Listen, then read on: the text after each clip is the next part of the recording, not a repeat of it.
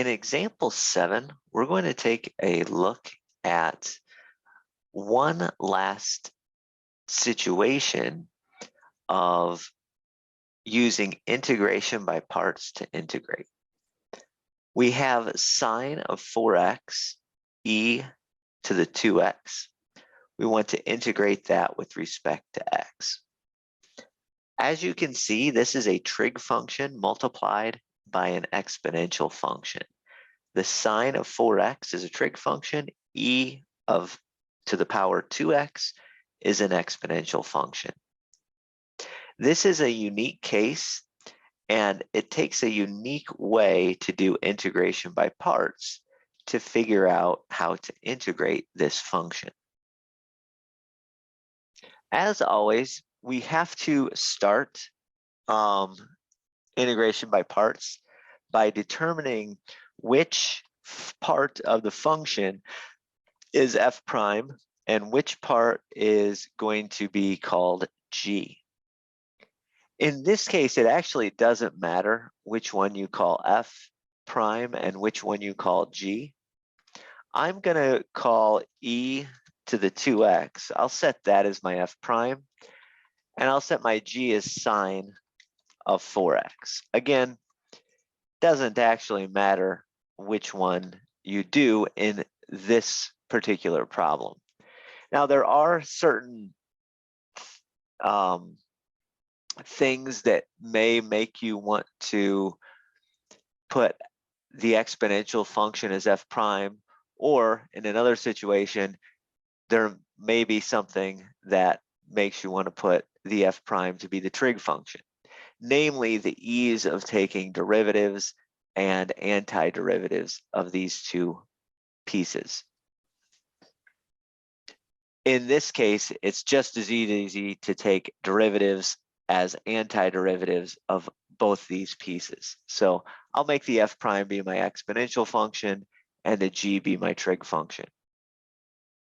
When I do this, f prime equals e to the 2x. That means the antiderivative, or an antiderivative, will be 1/2 e to the 2x. The derivative of g, well, the derivative of sine is cosine. So we take cosine of 4x. Because the inside function is 4x, we need to multiply that cosine of 4x by a 4. If you remember integration by parts, if you want to integrate f prime times g, what you do is you take fg minus integration of f times g prime. So that means my integral, this sine of 4x e to the 2x, is going to be f times g, that's 1/2 e to the 2x, multiplied times sine of 4x, minus integration of f times g prime. 1/2 times 4 gives me a 2. I'm going to have e to the 2x times cosine of 4x. You can put cosine of 4x up front, and then e to the 2x in back. Or you could have switched it, doesn't really matter. Notice that once you've done one integration, this thing is again a trig function times an exponential. So we're going to do a second iteration of our integration by parts. In order to do that, I'm going to switch the minus in front of the integration to a -2 there. And on this second integral, I'm going to do another integration by parts. Because I used f prime is equal to the exponential function, I'll do that again. F prime is equal to the exponential function. G is now another trig function, -2 cosine of 4x. When I take an antiderivative of my exponential function, I once again get 1/2 e to the 2x. When I take a derivative of my g, derivative of cosine is negative sine. So we get negative sine of 4x. I'm going to be multiplying this coefficient by 4 and also a negative, right? So I take the -2 multiplied by, -4, and that will give me a +8 out front. I'm using the chain rule there to take the derivative. So we end up with g prime, which is 8 times sine of 4x. That means this entire integration, I should say this entire solution, is going to be replaced. Well, the first part is going to stay the same, but this integration can get replaced with an f times g. If I take f times g, in this case, -2 times 1/2 is -1. Cosine of 4x multiplied times e to the 2x. Doesn't matter which one you put in front. Minus, so again, this integration is an integration by parts. There's two pieces. One of the pieces is this minus e to the 2x cosine 4x. The other piece is a minus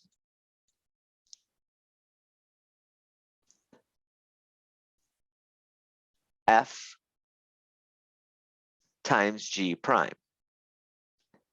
F times g prime, 1/2 times 8 is 4. E to the 2x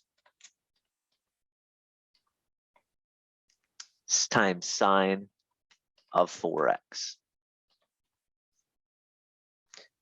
Now, we may say, well, gosh, we went sort of around and around, and we've done 2 integration by parts, and I still have an exponential times a trig piece in there.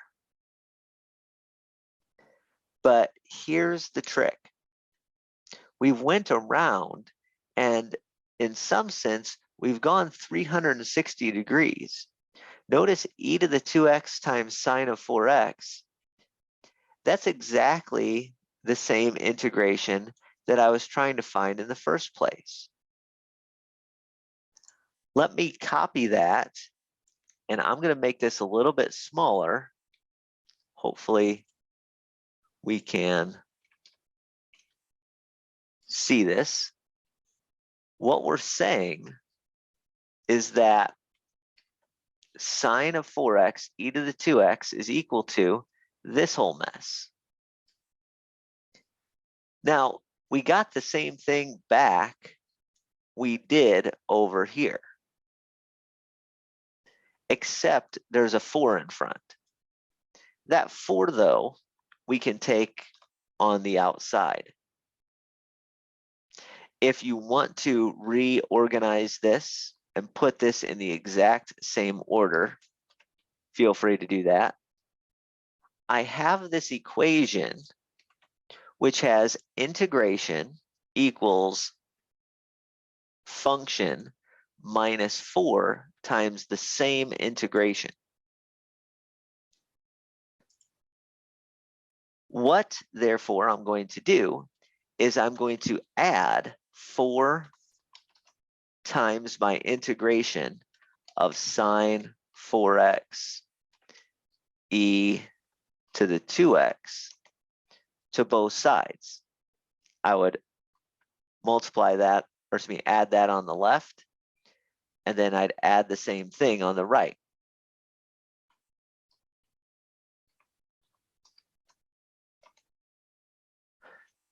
When I add that on the left, what happens to this equation is I got 5 times that integration, right? We have 1 times the integration plus 4 times the integration. So on the left, I get 5 times that integration.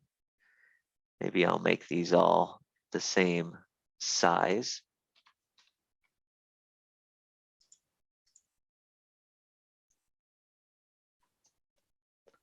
So on the left, I get 5 times that integration. On the right, this will cancel out. That leaves me with an equation which says 5 times this integration is equal to 1/2 times this mess. 1/2 times e to the 2x sine of 4x minus 1 times e to the 2x cosine 4x. If I divide both sides by 5, what's going to happen is, well, let's do this in 2 steps.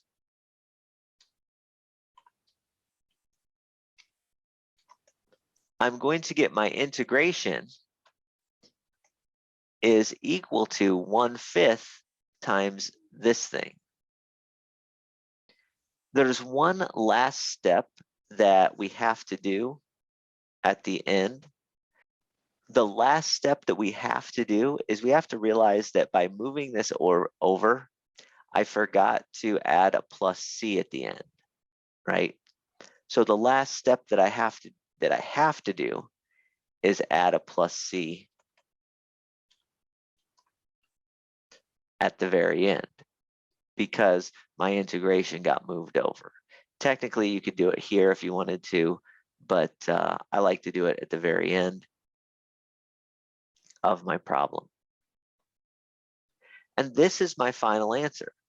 My final answer is that. If you want to distribute that 1/5 in, you can call this 1/10 e to the 2x sine of 4x minus 1/5 e to the 2x cosine of 4x plus c. Either way is fine with me. We're going to get the same answer regardless, or we have the same answer regardless of whether I've multiplied and distributed that 1/5 in or said that.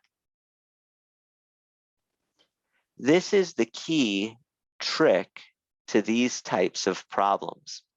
When we have a trig function like sine or cosine multiplied times an exponential function, I'm going to do 2 integration by parts steps. Once I do 2 integration by parts steps, I should get an integration which looks like my original integration. And therefore, I can move it over and do some algebra where we add 4 to something to both sides. We're most likely going to have a coefficient that we have to divide by.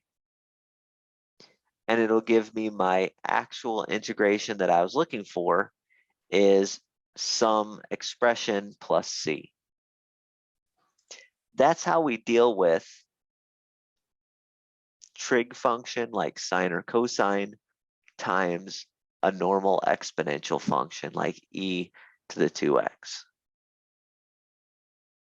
By the way, technically, if I have this problem, sine of an expression times cosine of expression, and both of those are linear, you can, in fact, use integration by parts to integrate this as well.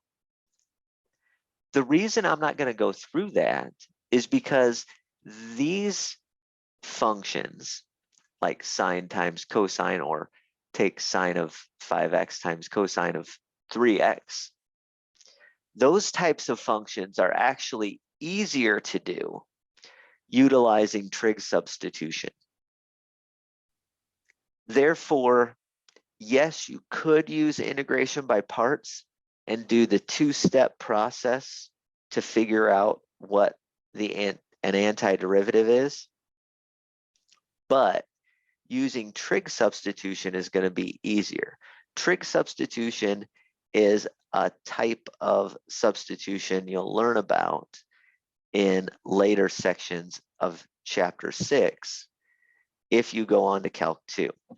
So if you go on to Calc 2, you'll see that, yes, you could use integration by parts to do this one, but it's easier done using other methods, specifically substitution methods. In this case, you substitute out for the trig function. So while the really best way to do this problem, trig function times exponential, is integration by parts 2 times, the best way to do this function is not integration by parts. Even though integration by parts could be used, it's not the best way. So there you go.